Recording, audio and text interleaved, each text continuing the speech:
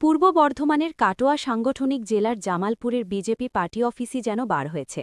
নিয়মিত বসে মদ্যপানের আসর। আদি বিজেপি কর্মীরা পার্টি অফিসে বুধবার রাতে হাতে নাতে পাকড়াও করেন ওই নেতাদের। ব্যাপক মারধর করা হয় তাদের। বৃহস্পতিবারও কয়েকজনকে মারধর করা হয়। বিধানসভা ভোটের আগে গোয়ালঘরে ব্যাপক গোলমাল।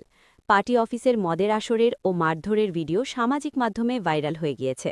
জেলা নেতৃত্বের বিরুদ্ধে ক্ষোভ উগরে দিয়েছেন আদি বিজেপির লোকজন। এটা হচ্ছে আমাদের মাতৃভূমি, আমাদের ভারতীয় জনতা পার্টির এটা অফিস। সেখানে কোথায় মদের বোতল নিচে এই কিচেন করেছেন ওনারা কিচেন করেছেন। সমেন হাজরা এন্টারপ্রাইজেস সিটিকোনার আমাদের জিএস আমাদের জেলা জিএস ওখানে চাবি গাড়িটা দিতে চাইনি। আজকে কটা বাজছে? ছটা থেকে 9:30 পর্যন্ত 9:30 পর্যন্ত আমরা এই চাবি নিয়ে আজকে নিচে এই অবস্থা। ওপরে কি আছে জানি না, এখানে দোকানদারি দেখুন। আজকে পার্টিটাকে আমরা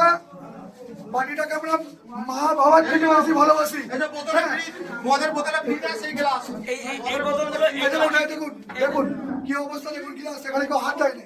দেখুন আজকে এই জামালপুর বিধানসভা, কাটোয়া সাংগঠনিক জেলা জামালপুর বিধানসভা এই পার্টি অফিসে আমি মন্ডল সভাপতি আমরা ছিলাম।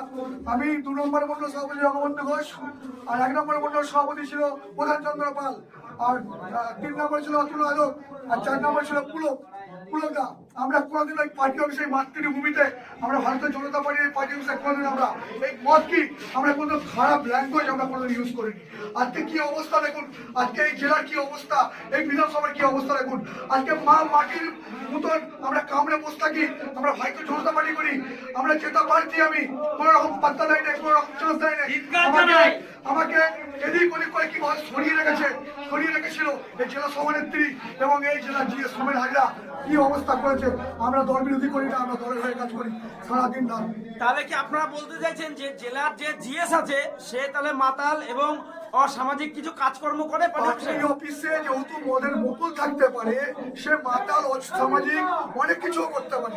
আজকে এটাই প্রমাণ হয়ে গেল আমাদের ভারতীয় জনতা পার্টি জামালপুর বিধানসভা অফিসে মদের বোতল, যেটা কোনোদিনও ছিল না আজ পর্যন্ত।